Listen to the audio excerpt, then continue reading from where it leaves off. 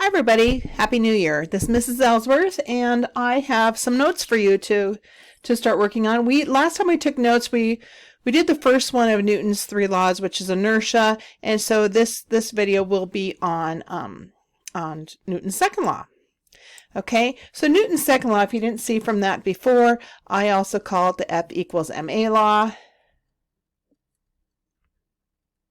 Okay, and so what we're talking about there is like, what would it take to increase the acceleration of something? Well, you could take more force. So if you did more force, then you could increase the acceleration of it. Okay. What if you had a bigger mass? Okay, if you had a bigger mass and you wanted to accelerate it as much as you did before, then you'd have to give more force to it. So it's showing a relationship between these types of situations with more mass, more force, or else you want to accelerate it faster. Okay, so let's go ahead and get started with these. So let's see, here we go. Okay, so if you were going to talk about using force, what is force again? Do you remember? Oops, here we go. Okay, so force is a push or a pull. Okay, and so if you need to add that in there, we do have that on our notes earlier too, is that's a push or a pull. Okay, and so the same amount of force, if you're going to apply the same amount of force, again, your force is this amount, and you're going to go and apply it to a tennis ball, which has a small mass, okay, you could get quite an acceleration out of it. Okay, but if you use that same exact force again with a much heavier mass like a bowling ball, mathematically, you got much more mass here, you're going to have to apply more force because this is not going to accelerate as far. And we'll be talking about that again when we do the bowling ball Grand Prix lab when I come back to school tomorrow. So I'm kind of moving ahead here with Newton's second law. Now, looking at this, I'll show you this right here too. I hope that we can get through all of this right away. Okay, so let's move on. Okay, so Newton's second law of motion is talking about the acceleration of an object is directly proportional to the unbalanced force acting on it, and it is inversely proportional to the object's mass. Okay, that's when we're talking about different masses of balls. Okay, and so the bowling ball versus the tennis ball, okay, it's inversely proportional to that acceleration because, it's right next to each other in the formula. Anyways, the direction of the acceleration has to be in the same exact direction as the unbalanced force. So if we're pushing something this way, the object has to be going in that direction too. So the force and then the direction that it's moving has to be the same. If it's the opposite, then you're going to get some negative acceleration out of that, and so that's why it has to be in the same exact direction. Now you may have something that is going in a vector that has portions of that in there, so we'll be able to figure that out.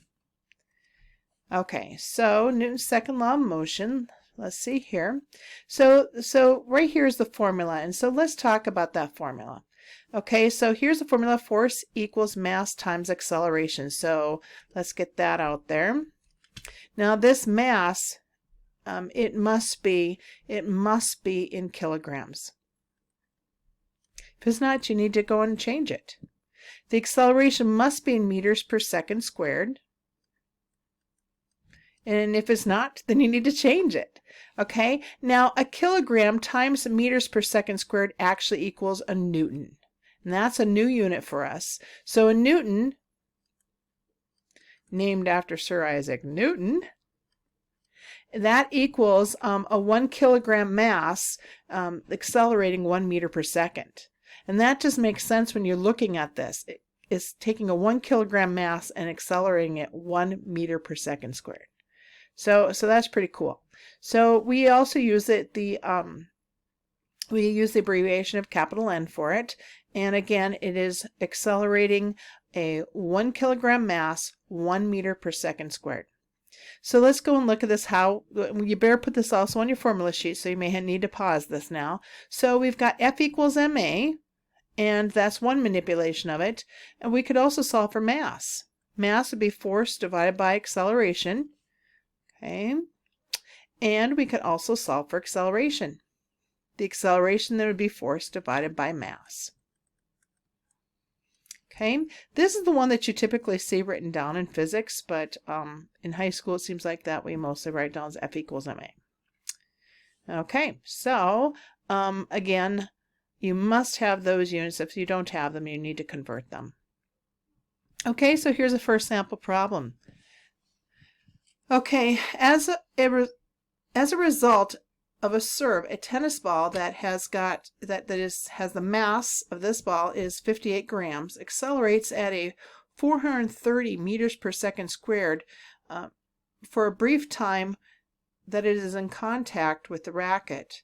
Okay, what is the force responsible for this? Well, we've got a couple of issues here because first of all, this thing needs to be converted into kilograms. Okay, so here we go. So we know that our mass in this one is going to equal 0.0. We got to move that decimal over 3 spaces, 58 kilograms. Okay, our acceleration, that's so nice. We don't have to do any kind of conversion. Usually you don't in these problems. Is 430 meters per second squared. Okay, and what are we looking for? We're looking for force. So you go and you figure out which formula here is starts up with the F equals, because that's what you're looking for. And it's going to be mass times acceleration. So force equals mass times acceleration. Okay, and we'll go ahead and substitute the mass, which is 0.058 kilograms. Okay, and the acceleration is going to be 430 meters per second squared. And I plug that into my calculator and I get 24.94, and we need to have 2 sig figs on this, so it's 24.94, so it'll be 25. So we have correct number of sig figs, and you could write kilograms times, it would be like this, kilograms times meters per second squared. You could write it out like that, but it's so much easier just to write newtons. Okay, so could an identical force accelerate a 5 kilogram ball at the same rate? That's a good question. So what would you do to figure this one out? Because we want to know if it will accelerate, if the identical force, so we're going to use our 20, so our force is going to equal 25 newtons, but I'm going to keep that 24.94 in my calculator. Okay, and it wants to know, here's the mass, okay, 5 kilograms, so we're going to have 2 sig figs again, okay, and so we want to know how fast will it accelerate, and again, that is force divided by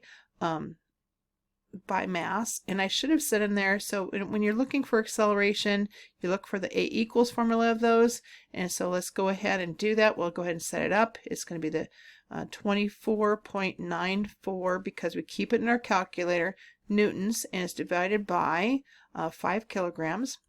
And when we go and we divide that by 5, we're going to get 4.988. So we need 2 sig figs, so it's going to be 5 meters per second squared. So look at that. It takes you don't get near as much acceleration, which is what we were talking about with Newton's second law. If you're going to apply the same force to something and it's much heavier, like this one is, it's much, much heavier, then hey, it's not going to accelerate as much. Because when you think about this formula, to get the same force on it, let's think about this, F equals ma. Okay, one has to go up, the other one must go down to get the same exact value here. So mathematically, it makes sense.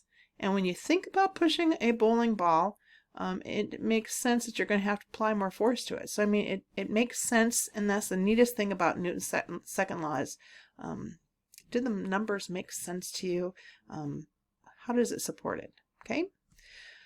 Okay, let's move on. You know, I want to go back to this one other page right here. Let's talk about weight. Okay, because weight is a force also, and there is no abbreviation for weight really. So weight, okay, that's a force. It's measured in newtons. So look, quite often when students say, well, we've got to weigh it on the balance or weigh it on the scale, I mean, their scale is appropriate. Balance is not. That measures mass. So what is it? So we're talking about, when you're thinking about weight, you know, it's a force that's going down. It's got the force of gravity going on there. And so you've got mass, whatever mass that this object is.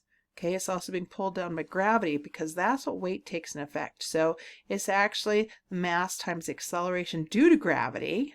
Okay, so we'll put a little g here. So it's always, the weight is always measured in newtons, of course, kilograms, and then meters per second squared. So it's kind of cool. So you can take the mass of anything, however many kilograms that you've got, and times it by 9.8 meters per second squared. And you recognize that, old buddy. Anyway, so then that will get you what weight is in newtons. And so this is an interchangeable formula with this one because it really is a force. So I mean, if you're going to go to a college level physics, they would not have a formula written like this. So make sure that you write some notes on your formula sheet for that. Okay, moving on. Okay, a tennis racket hits a sand-filled tennis ball with a force of 4 newtons.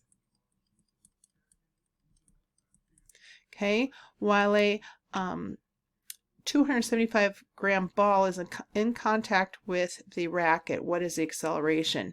So the mass of this one is 275 grams. We've got to convert that into kilograms, move that decimal place over 3 spots. And if you need to remember to do that in your notes because you're having troubles remembering how many times, I mean, you should be putting some kind of note to yourself on your formula sheet about this, right? And we want to find the formula that's A equals, so that's going to be force divided by mass. Okay, so that's going to be 4.0 newtons divided by 0.275 kilograms. And so our answer will be in meters per second. Let me calculate that. And I got 14.54545454. So we have to round that to 2 sig figs because this is 2 sig figs. That's 3. We need the least amount. So again, that will be 15 meters per second squared. So every second it goes 15 meters faster. That is fast. Okay. So there are 2 main types of problems that we've got, and we'll come back to that later. Now, the sub is going to be giving you a worksheet. Let me grab that. Okay, let me drag over my lens here. Okay, so when you look at this guy right here at the very top, you can do these ones. This one here, you're looking for force, so you're multiplying mass times acceleration, and then when you're looking for mass, you take force divided by acceleration, and so on with acceleration, you take force divided by mass. Okay, so then here are some common sense questions about some things that we talked about on your sheet. And then right here would be another type of problem right here. What is acceleration? Well, you can solve those problems. What is the force needed? So you can do quite a few of these before I come to class, and if you're working this whole time, then the sub will leave me notes, and then it isn't due the next day because that's a lot of problems. So I expect you to be working the full period. You guys have a wonderful first New Year day of class, and I will see you tomorrow. Ta-ta!